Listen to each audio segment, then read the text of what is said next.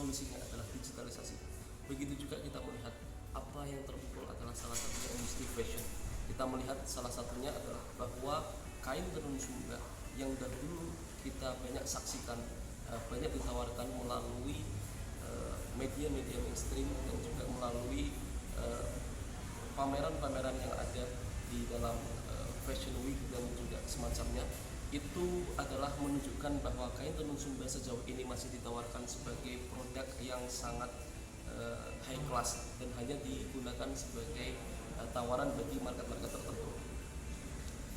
Kita melihat salah satu peluang yang ada dari kain tenun Sumba ini adalah bagaimana kain tenun Sumba ini belum dimasukkan ke dalam sebuah industri fashion dengan tema urban clothing line, yakni fashion clothing casual dengan tema yang lebih santai. Ada variabel misalnya hoodie, kemudian jaket, kemudian kaos polos, kaos straight dan seterusnya. Kita melihat bahwa nalar artistik mencoba untuk menjembatani antara dua poin ini, yakni nalar artistik mencoba untuk menjadikan sebuah peluang dari kain tenun Sumba ini menjadi sebuah produk blue ocean dengan tema ethnic urban clothing, yaitu bagaimana kain tenun Sumba itu diproduksi menggunakan teknik sashiko ke dalam sebuah fashion urban, yakni hoodie, kaos dan seterusnya. Tentunya di dalam kita memproduksi kain tenun ini kita memperhatikan corak-corak dari motif-motif kain tenun yang ada, dan tentu juga kita memperhatikan warna-warna dari tenun yang ada disesuaikan dengan basic outfit yang ada, sehingga kita bisa menciptakan sebuah produk blue ocean dengan kondisi atau produk yang sangat baik secara estetika, secara visual, namun sebagai value yang mencoba kita tawarkan, kita juga bisa mengangkat sisi artistik dan sisi estetik dari kain tenun Sumba yang syarat akan filosofi dan nilai-nilai kearifan lokal.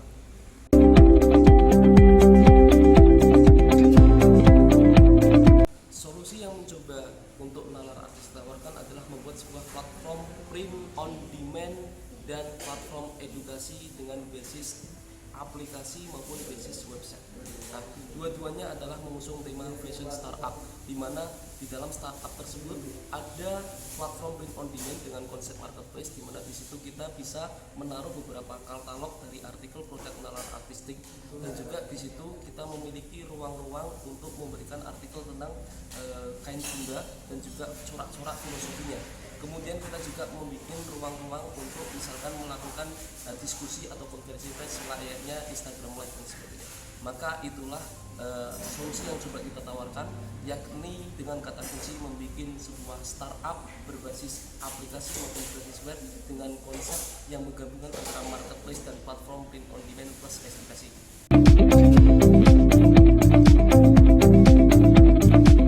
Nalar artistik memiliki bisnis model dalam bisnis yang coba kita bikin. Yang pertama di situ ada key partners. Jadi dalam bisnis model yang dilakukan dalam proyek nalar artistik itu key partnersnya adalah yang pertama ada produsen, ya produsen yaitu produsen kain tenun Sumba, which is berarti penenun kain Sumba atau pengrajin kain tenun Sumba. Kemudian ada konveksi, ya konveksi yang di situ digunakan untuk memproduksi kain memproduksi produk nalar artistik as a fashion item. Kemudian ada designer, ya. Kemudian ada juga UI UX designer dan juga hacker dan juga pengembang dari aplikasi itu sendiri. Yang kedua, key activitiesnya kita pertama membeli kain tenun Sumba dari para pengrajin. Yang kedua, bagaimana kita menciptakan dan atau juga bisa membeli basic outfit. Kemudian kita bisa membuat platform print on demand sekaligus platform edukasi berbasis aplikasi dan berbasis web untuk nalar artistik itu. Kemudian untuk key resourcesnya kita ada yang pertama dari tim kita sendiri, ada desainer, kemudian ada juga konseptor dan inisiator dan juga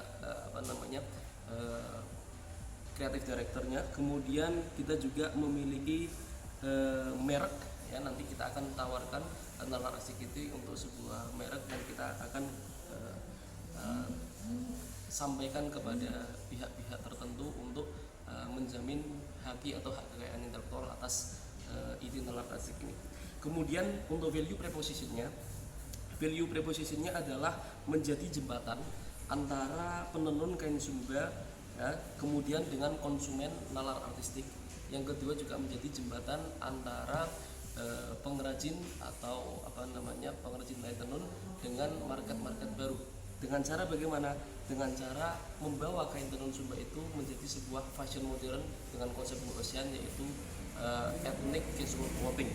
Nah, kemudian kita juga value proposition-nya adalah mengangkat kain tenun sumba supaya bisa ditawarkan kepada market yang lebih luas dengan tema-tema yang baru, tidak hanya kain tenun sumba sebagai selembar atau selempang kain saja yang bisa digunakan terbatas, namun kita mencoba untuk membuatnya ke dalam sebuah konsep sasiku. Kemudian kita juga value proposition-nya menjadi first fashion startup. Jadi startup fashion pertama yang mengangkat tema kain etnik, kain tenun terutama sebagai statementingnya. Nah, kemudian kita juga menjadi platform print on demand pertama di bidang startup dengan konsep print on demand di bidang ethnic casual clothing. Untuk customer relationship-nya kita menggunakan diskon, promo, kemudian ketika mengunjungi web dan juga mendownload aplikasi, dan juga kita ada sistem giveaway. Untuk channel marketingnya kita menggunakan website sebagai channel marketing utama dan juga aplikasi.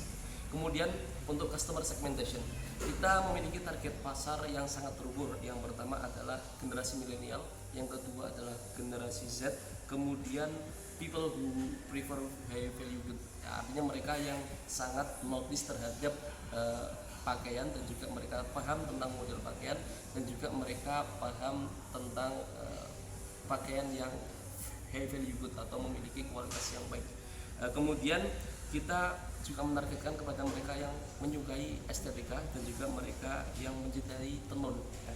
Kemudian kesemuanya ini kita kemas ke dalam sebuah market yang lebih luas. Bagaimana kesemuanya ini adalah menjadi market nalar artistik dengan kata kunci mereka yang suka terhadap urban clothing atau fashion modern. Oke.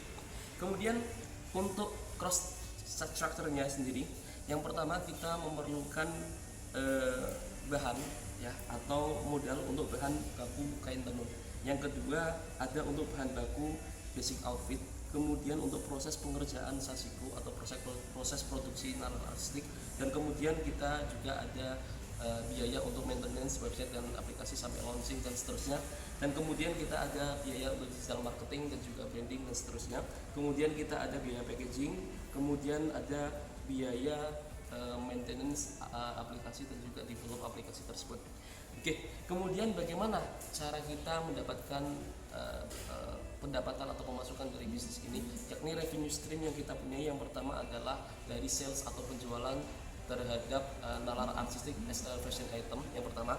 Yang kedua adalah melalui kunjungan website dan atau melalui penggunaan atau user yang menggunakan aplikasi nalar artistik yang mendownload. Kemudian di situ kita juga ada bagaimana kita menggunakan digital marketing, yang misalkan Google AdWords dan sebagainya, yang dari aplikasi-aplikasi tersebut bisa mendatangkan traffic dan kemudian bisa mendatangkan revenue bagi kita.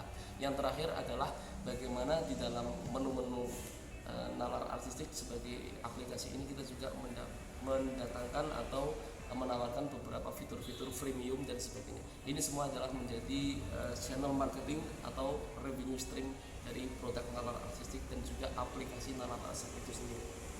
Bisnis model yang digunakan di dalam nalar artistik ini yang pertama adalah B2B.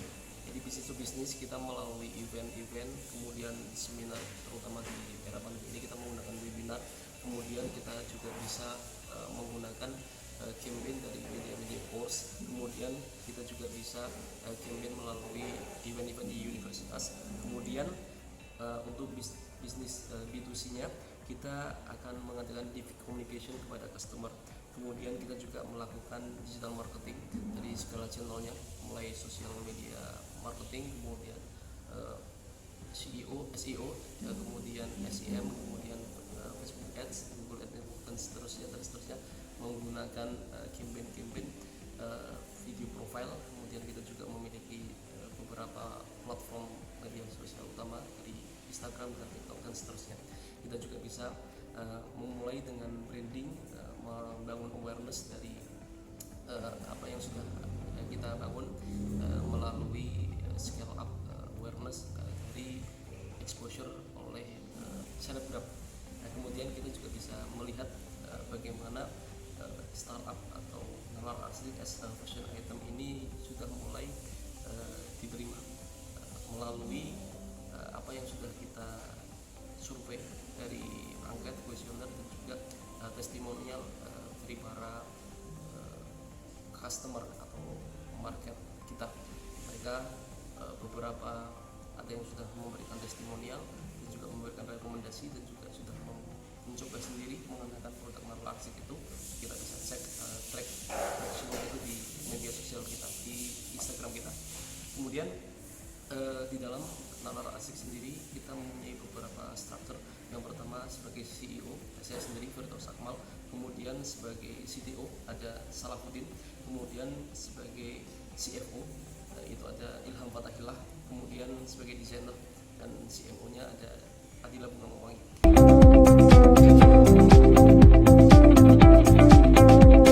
Kemudian untuk membangun startup nalar arsik ini kita mengalokasikan budget kebutuhannya sekitar 125 juta yang nantinya akan kita alokasikan untuk product development, kemudian operational cost dan juga untuk marketing cost. Nah, demikianlah nalar arsik sebagai fashion startup yang mencoba kita tawarkan sebagai solusi atas pandemi yang cukup menghantam berbagai sektor, terutama sektor industri fashion, dan kemudian kita akan mengangkat sebuah statementing, sebuah tema baru yakni kain sumba dengan perspektif yang sama sekali beda, yaitu kita mencoba untuk mengambil perspektif seni dan juga artistik dan juga sisi estetika dari kain sumba itu, sehingga kain sumba ini bisa lebih masif diterima oleh masyarakat luas. Saya Firdaus Akmal dan kawan-kawan dari nalar arsik siap-siap bikin keberatan. Salam diplomat.